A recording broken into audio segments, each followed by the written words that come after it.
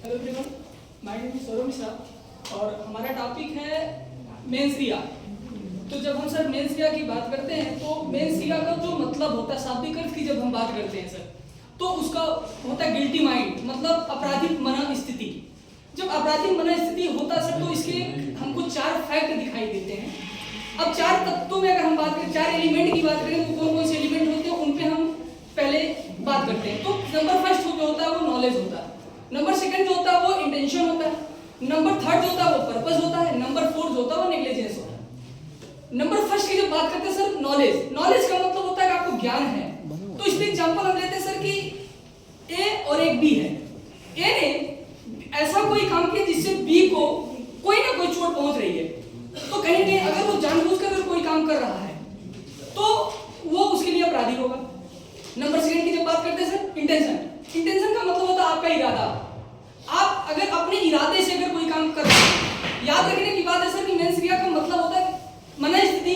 तो आपका अगर मन, इंटेंशन, आपकी सोच, आपकी विचारधारा अगर ये जानबूझकर किसी कार्य को कार्य करने के लिए अगर होती है, तो उसी में इंटेंशन आता है। किसी को नुकसान पहुंचाना अगर है तो कहीं ना कहीं अकॉर्डिंग टू मेंस क्रिया आप इसके लिए दोषी पाए जाएंगे।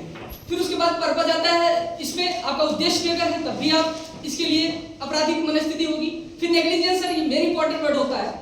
इसमें आपने क्लास में इसका एग्जांपल भी दिया था लर्निंग लाइसेंस का।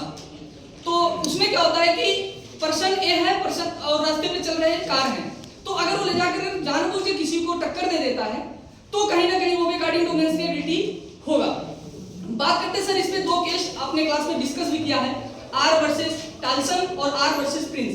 जब सर आर वर्सेस प्रिंस की बात करते हैं तो ये सेक्शन 55 को इंडिकेट करता है। और जब हम बात करते हैं आर वर्सेस टाल्सन की, तो ये 57 की बात करता है शायद, हाँ 57 की बात करता है।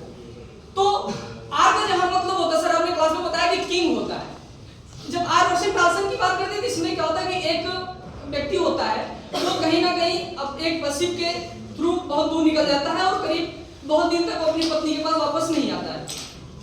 तो जब वो वापस नहीं आता तो उसकी पत्नी इंतजार करती रहती है। इंतजार करते करते काफी समय बीत जाते हैं, और काफी समय का मतलब कई वर्ष बीत जाते हैं।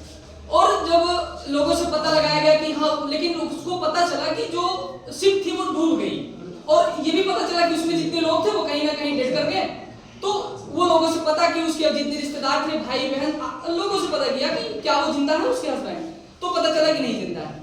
तो वो फिर एक व्यक्ति से उन्होंने अपना द्वितीय विवाह किया, लेकिन जैसे वो शादी करता है उसके कुछ ही दिन बाद उसका हस्बैंड वापस आ जाता है, और वापस आकर के वो उसके खिलाफ कंप्लेंट दे, मतलब रीट नहीं